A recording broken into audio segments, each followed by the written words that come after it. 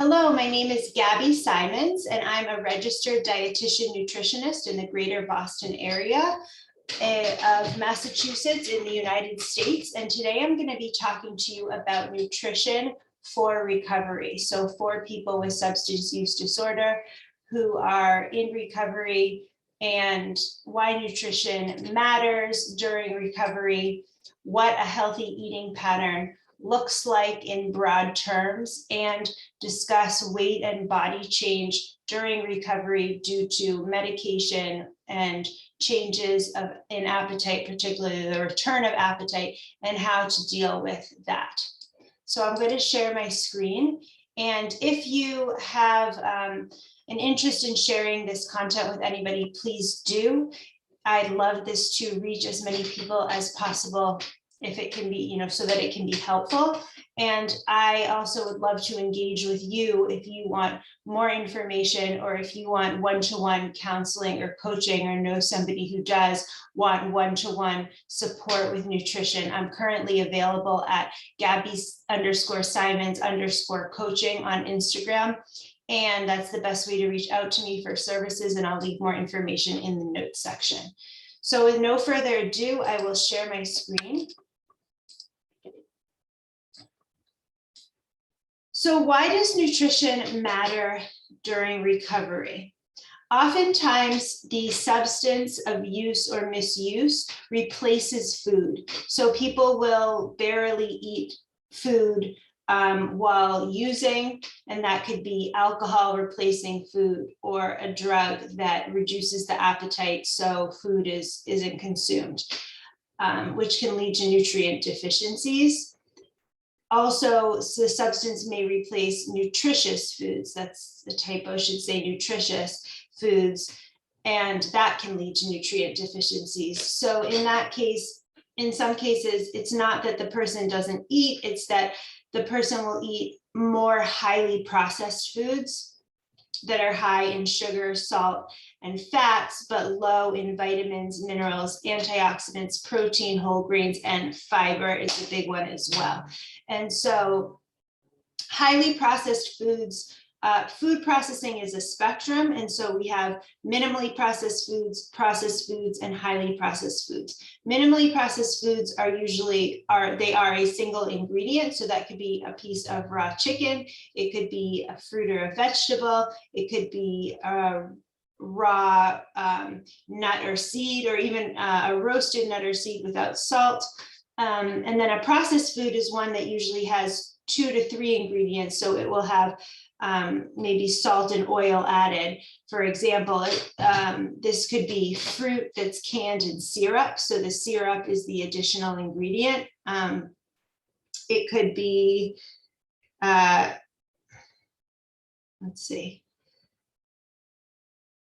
That's what's coming to mind at the moment. And then a highly processed food is a food that has multiple ingredients added, usually sugar, salt, fats, artificial flavors and colors, and preservatives. And generally, in addition to adding in those ingredients, a lot of the nutrients have been taken out by using refined grains rather than whole grains. And there's usually not much fiber in the highly processed foods. So there's valid reasons why people in general and someone who's using would choose highly processed foods, and that those reasons could be access to food, having less access to whole foods and fresh foods, and more access to convenient foods or fast food. It could be a budget issue. It could be just simply that these foods are really highly palatable, and so really tasty. And of course, the companies that make highly processed foods put a lot of money into marketing as well as into research to create the perfect recipe that makes them so craveable and what some people would call addictive. The other reason why nutrition matters during recovery is it's quite common to have changes in digestion. And so that could look like diarrhea, constipation, bloating. There could be damage to the gut lining that was caused by alcohol use, and certain drugs will cause constipation, and then certain medications used to manage withdrawal and to help with recovery may also cause constipation. And so proper nutrition can help to manage these symptoms, healing the gut, as well as eating adequate fiber, drinking enough water to alleviate constipation. Certain foods like sugar and caffeine have a dopaminergic effect on the brain. So just as a drug or alcohol increases the dopamine response in the brain and leads to that euphoric effect, sugar and caffeine have that effect to a lesser degree, but may similarly need to be consumed in higher and higher amounts to reach the same effect. So there's a level of tolerance involved. And so sugar can have quite negative consequences on health if it's consumed in excess or in replace of other foods. And caffeine can be quite overconsumed as well, and lead to dehydration, or maybe is a vehicle to consume sugar with, sweetened coffee. So all of these are reasons, all of these have a lot to do with nutrition, and are reasons why nutrition can really help in the recovery process, to help someone feel less uncomfortable, to help you feel to help you address any nutrient deficiencies, to help you manage to some degree the changes in your body that you're seeing from getting your appetite back, and from your medication, which can often induce or increase your appetite. So I hope that I have made a strong argument for why nutrition really matters in recovery. One other piece that I want to add is the connection between food and mental health. And so it's quite common that a substance use disorder will impact somebody who also has anxiety, depression, other mental health challenges. And so in addition to those mental health challenges being so common in society at large. So there's more and more research going into this topic of nutritional psychiatry, and looking at the way that certain foods impact the brain and impact mental health. And particularly these foods tend to be polyphenols, plant compounds found in plant foods and in herbs and spices, as well as the connection between the gut and the brain, or the gut-brain axis, and how the health of the bacteria that live in our gut, mostly our large intestine, communicate with our brain and reduce inflammation in the body and the brain, and have a beneficial impact on mood and on depression and anxiety. The other sort of more simple way that food influences mood is just thinking of being hangry, right? So let me reshare that. When you get very hungry, you become irritable, low energy, maybe you feel down or depressed. And so eating balanced meals on a regular basis can really help with more stable energy and more stable mood. Eating certain foods, some people really notice that eating really heavy foods, fast food, a lot of sugar, a lot of greasy foods, tends to literally weigh them down, make them feel tired, also make them feel low or more depressed. And so the food we eat really can make a difference in our energy levels and how we feel in our body as well as our mood. Do any of you have your own reasons why nutrition is important to you during recovery? I would love to see, I would love to hear about that. And so please write that for me below and I'll be absolutely sure to respond. Okay, so we'll also cover what does a healthy eating pattern look like? And let's get into that now. So first I want to talk about the difference between a healthy eating pattern and a diet. So here I have on the right some visuals of patterns. And so we'll talk about an eating pattern. And that is inclusive of all of the foods and beverages that a person eats.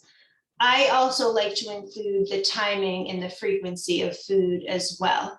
So you can see that in this middle pattern here, there's 10 dots and then a star, and 10 dots and a star, and 10 dots and a star. So we could think of the star as quote unquote junk food, highly processed food. The healthy eating pattern is still healthy when it includes the star, because look, the majority of it, the dots, which represent nutritious food, is the majority of the pattern. And so a healthy eating pattern is flexible and it is inclusive. It can be inclusive of all foods, unless of course somebody has like a deadly allergy, a life-threatening allergy to a food or something like that, or a condition, a medical condition that requires certain foods to be limited or removed. Whereas a diet is more limited and controlled, and certain foods are often avoided altogether to achieve a result of the change in body, so weight loss or muscle gain. And these oftentimes, because of their restrictive nature, tend to be shorter lasting. So if you cut out a whole food group, like carbohydrates, or I'll just say, for example, the ketogenic diet, and which is a diet that's really low in carbohydrate and really high in fat. While carbohydrates aren't completely omitted, the amount permitted on a keto diet is so low that it's virtually limiting you to very, very little, maybe just a bit of vegetables, but certainly no grains. That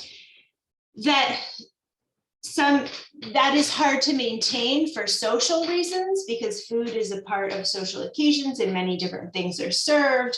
It takes a lot of care to only cook for yourself the foods that are allowed on the keto diet, as well as craving for these other foods. And it just might not work well for some bodies. I'm saying some people might enjoy the keto diet and have success on it. But a lot of people might struggle to follow a restrictive diet long-term. So overall, this is the difference between a healthy eating pattern and a diet. And I encourage the former, a healthy eating pattern versus a diet. Even though a diet can feel sexy, it can feel like I'm gonna start this tomorrow, do it for 2 weeks and lose X number of pounds. While that may work, the downside is that it often leads to weight regain and a damage to your metabolism. When you have major weight fluctuations, it can do longer term damage to the metabolism. So I recommend a healthy eating pattern and not having to do that, that common mentality of, I'm going to start this diet tomorrow, so today I can eat whatever I want, and kind of cycling through that over and over. Instead, think of it as I can always eat what I want, but how can I maximize nutritious food and still satisfy myself with enough of the dessert or the sugar or the highly processed food? How can I slowly add in more nutritious food and slowly swap out more nutritious food for the less nutritious food? And sometimes doing this takes a partner, takes support to help you stay on track and encourage you that you're making progress, even if you don't always feel the progress.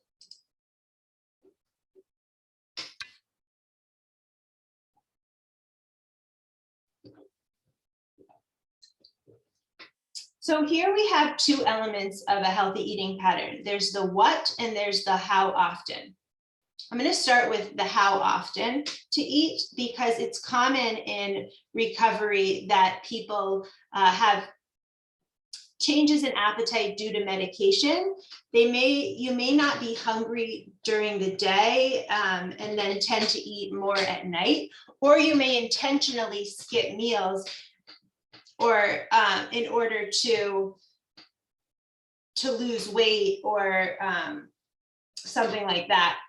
So ask yourself how that works out for you.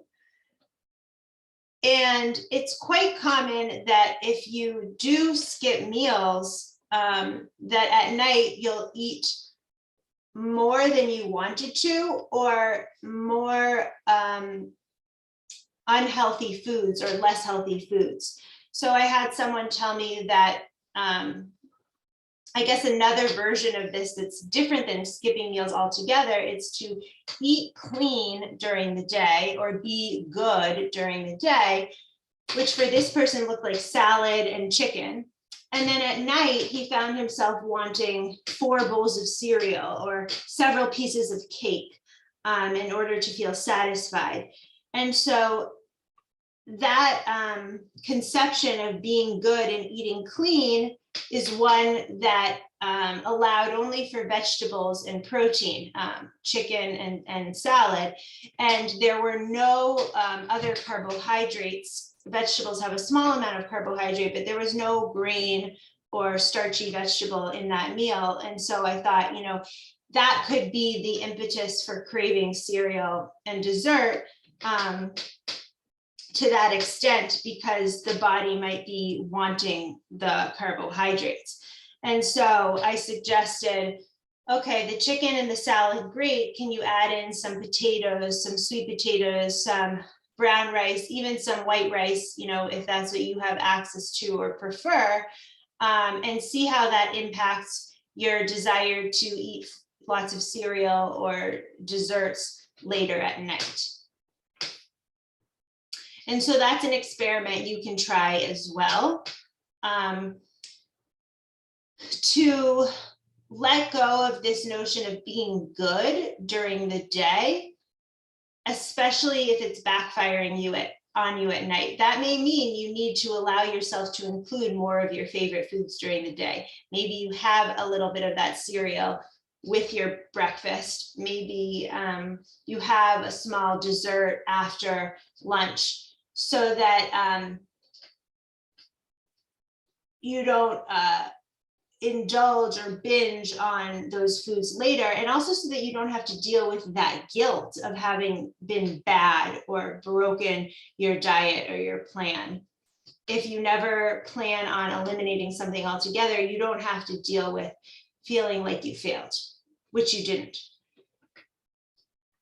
in my book.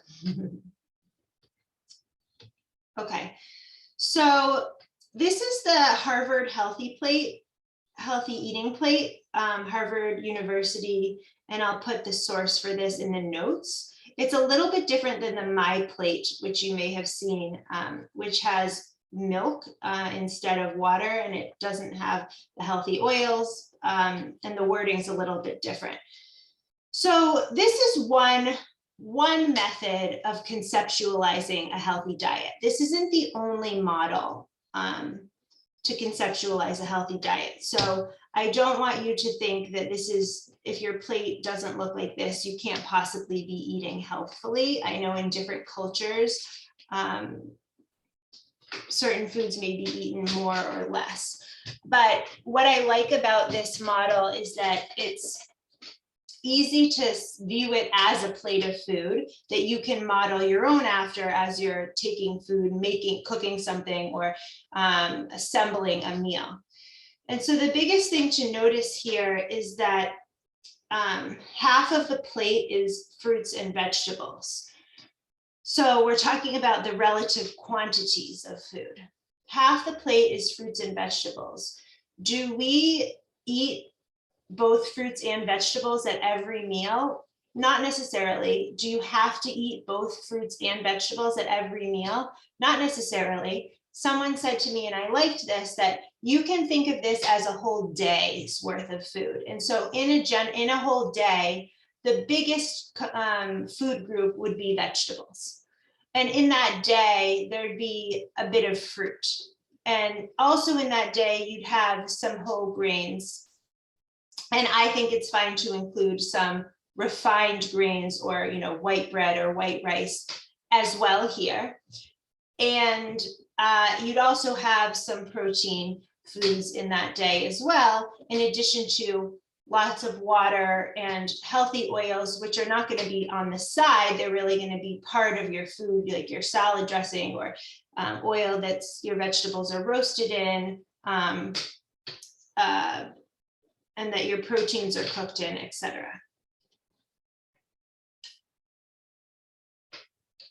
So you can think of this as the balance over a whole day if you're not really able to get all the food groups into every single one of your meals, which might not always be realistic. And so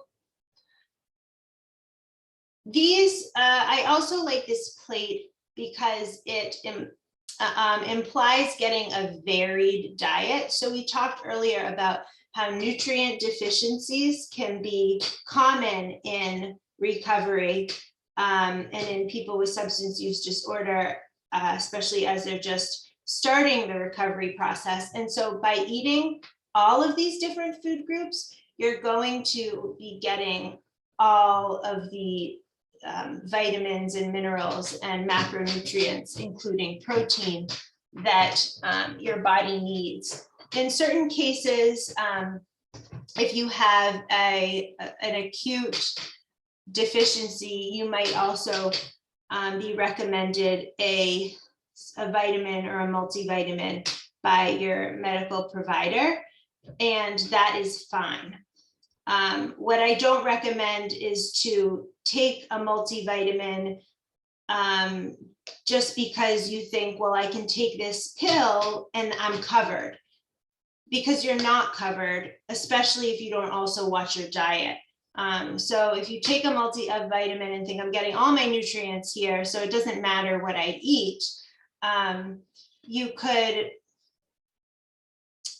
do yourself a disservice, because in a way the diet is sort of counteracting the benefits of the multivitamin.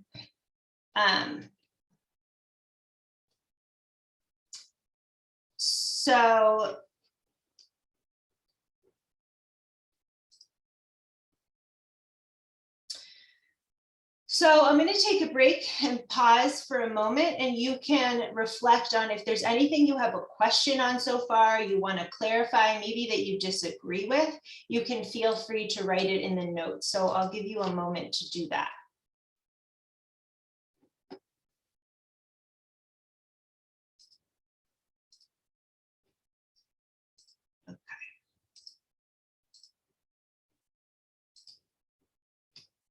So a brief overview of why our body needs all these different food groups.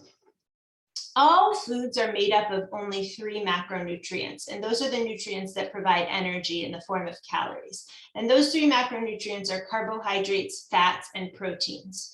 So we get all of those through these foods. And in addition, we get a whole slew of micronutrients, which include vitamins and minerals, as well as another class of nutrients called phytonutrients, which include antioxidants and polyphenols.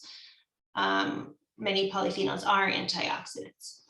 So vegetables provide us with fiber, water, vitamins, and minerals without a lot of calories. So they help to fill us up and provide us a lot of those nutrients without a lot of energy. Also, different colored vegetables contain different antioxidants, which is which can be very anti-inflammatory, preventive of chronic diseases, including cancer. So that's why everyone's always saying to eat the rainbow. Fruits are also containing fiber and vitamins, minerals, and antioxidants. Many fruits are higher in carbohydrate than a vegetable. So think bananas, apples, pears, peaches, lots of fruits. So those contain carbohydrates, and they also contain a natural sugar called fructose. So while the body sees this sugar, fructose from fruit, as sugar, and it will raise, your blood sugar, you're also getting the rest of the package of that fruit. So you're getting the fiber, which helps to, if your blood sugar was going to spike like that, without fiber, if you add the fiber, it's a more gentle increase in blood sugar. And you're getting the vitamins, minerals, and antioxidants. So that's one way that the sugar from fruit is different from sugar in a processed food where the sugar is added sugar. Fruit is also a great way for people who don't love vegetables or aren't used to eating vegetables to get in those vitamins and minerals that are also in vegetables. But you'll notice that the recommendation is really to have more vegetables in a day than fruits. Whole grains are whole grains as opposed to refined grains, or what people call white grains as well. So a whole grain would be brown rice versus white rice, or whole wheat bread versus white bread. Oats is a whole grain, blé is a whole grain, bulgur, quinoa, these are other whole grains. And what that means is that they have the whole kernel still there, which includes the bran and the germ, which those are parts of the plant that are removed in the refining process. And in that bran and the germ, you have the fiber, vitamins, minerals, and healthy fats. And so you don't get those when you eat a refined grain. And although in white flour and refined grains, it's a government requirement in the US that certain vitamins and minerals have been added back in, but you still don't get the fiber, which I'll return to that topic in a moment. But grains provide us with mostly carbohydrate, some protein, so energy, quick energy, a feeling, and they're actually, carbohydrates are the preferred fuel for the brain. So our brain really likes to eat carbohydrates. So healthy protein is, why does it say healthy protein rather than just protein? So a lot of times when we think protein, we think of animal-based products, meats and poultry and cheeses. And so those products are usually a combination of protein and fat as far as macronutrients. And it's the fat that can be more or less healthy. And so therefore, it's really the amount of fat in the protein that makes it more or less healthy. So fats can be broken down into saturated and unsaturated. And saturated fats are a certain kind of fat that is solid at room temperature. So think butter, think lard, coconut oil, palm oil, and fats really that come from animals. And these types of fats are associated with higher cholesterol, increasing cholesterol. And so as of now, the recommendation is to eat those less. Then the plant-based fats like olive oil, avocados and avocado oil, nuts and seeds, canola oil, you know, and oil basically instead of butter for a cooking fat. So a healthy protein would be a leaner protein. So it'd be chicken breast without the skin, or chicken thigh, which has a little more fat than breast, but without the skin. It would be a leaner piece of beef. It would be, you know, 97% lean ground beef or ground turkey or ground chicken rather than 80%. That just means that 97% of the ground meat is protein and only 3% is fat. So a higher protein content of ground meat. It would also mean less of the highly processed meats, deli meats, cold cuts, sausage and bacon, which also tend to be high in saturated fat. Also cold cuts quite very high in sodium and other additives. Whew. So that's a mouthful, but the protein does help to keep us full longer. So including that in all your meals is really helpful. And it also is great in snacks because it helps to fill you up in a healthful and nutritious way. Plant-based proteins are also excellent, and those include nuts, seeds, and beans, and should be incorporated into the rotation of proteins that you eat as well. Unless, of course, you have a GI issue or a flare-up of irritable bowel disease in which you can't have fiber. So let's talk about fiber.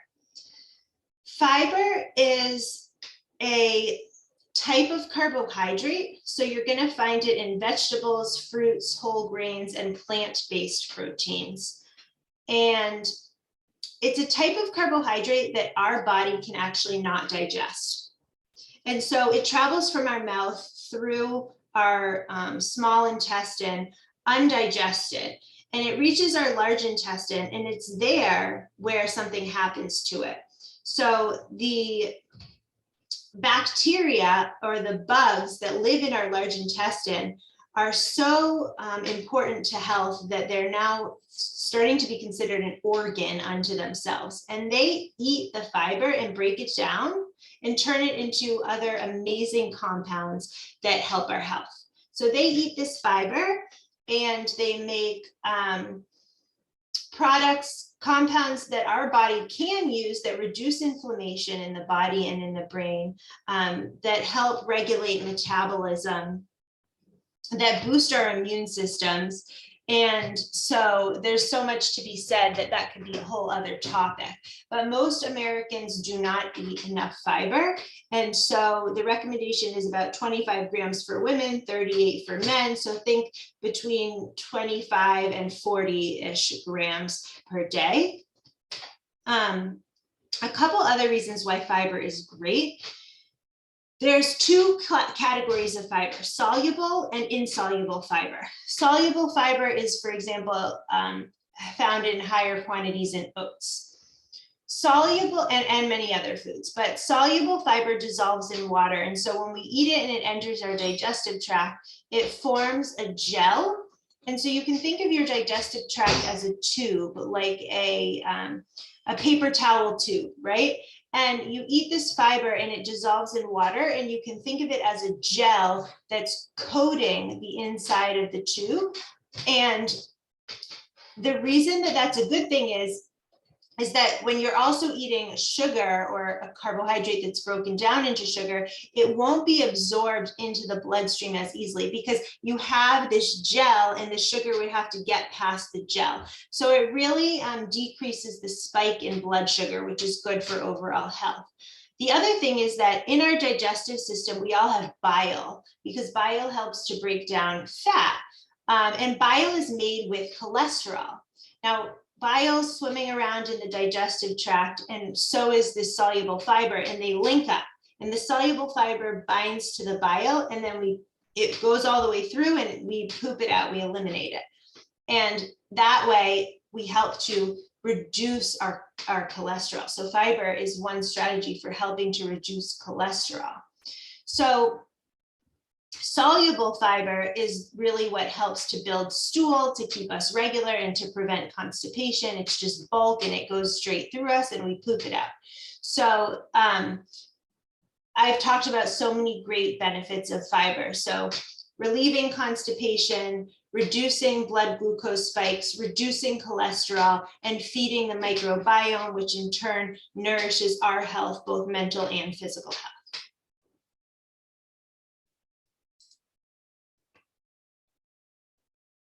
And I want to say, of course, we're focusing on nutrition today, but physical activity is a valuable part of a healthy lifestyle, of course.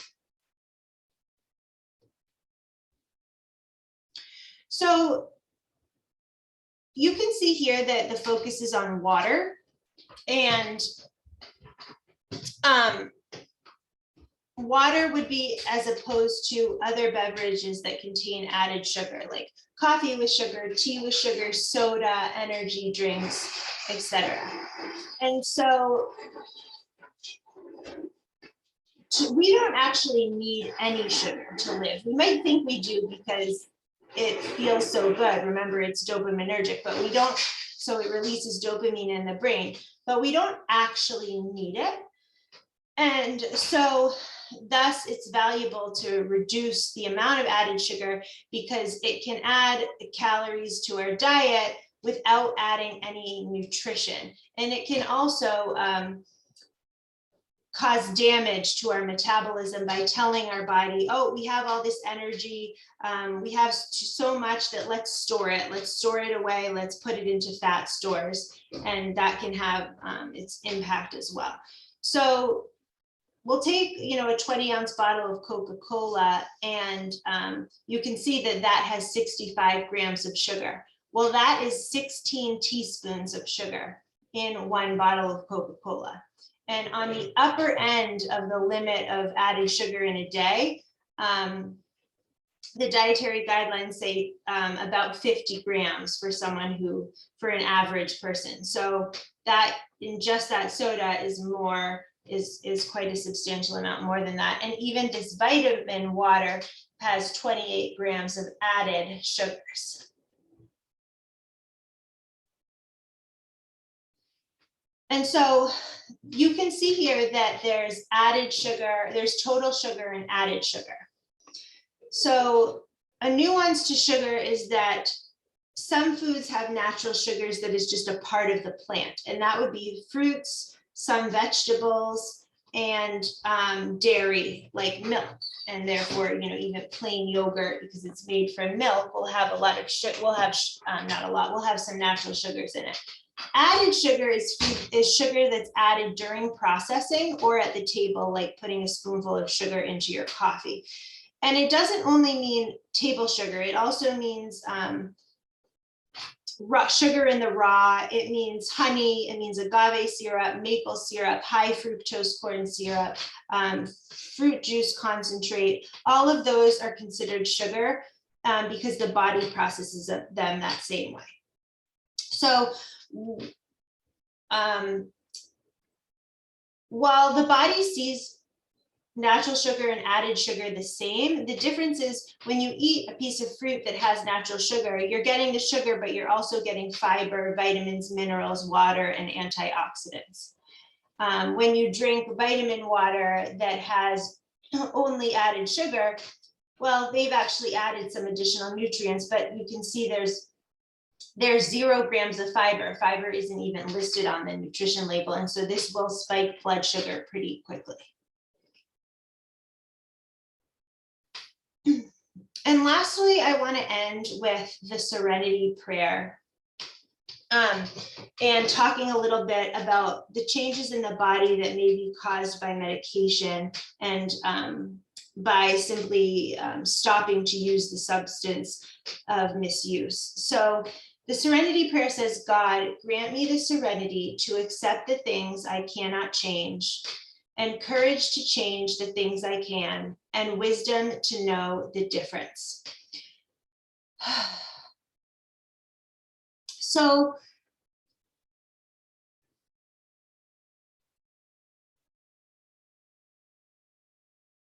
you may be taking a medication that increases your appetite. And that may be frustrating, very frustrating. Why are you on that medication? And can you think of the ways in which it is helping you? Can you talk to a pharmacist and say, hey, is this the only medication that will help me, or are there any other options? And if that's the medication that's going to help you with those symptoms for now, can you find some acceptance of the side effects?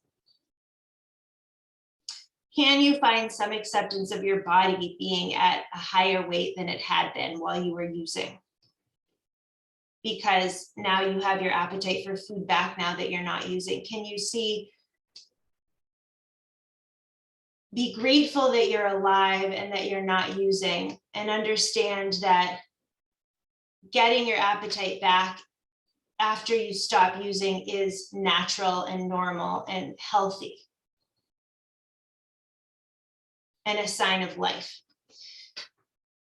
And then what can I change? Well, you get to choose what you put in your body, the foods you put in your body.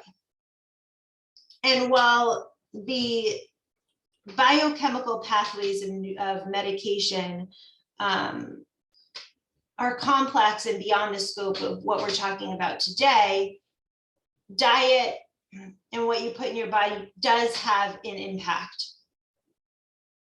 And so, based on the healthy plate that we talked about before, how can you make your meals more resemble that, even if not perfectly, right? And we don't want to strive for perfection because that often backfires. So what can you change? What can you work on? And then who are your supports? Because any kind of change, even if we're the best intentioned and we feel so motivated, motivation and willpower eventually wanes. And so we need something more than that, including self-compassion, including other people to help support us when we fall off track. And so who are your supports? And please count me as one of those supports. If you want to do one-to-one coaching and counseling, I use that word somewhat interchangeably. I am here. If you want to ask a question in the comments below, I am here. If you want to connect on social media and shoot me a message with a question, I am here, and I'll put my handle in the notes. So with that, I wish you the serenity to accept the things you cannot change or cannot change right now, the courage to change the things you can, and the wisdom to know the difference, and have a great rest of your day.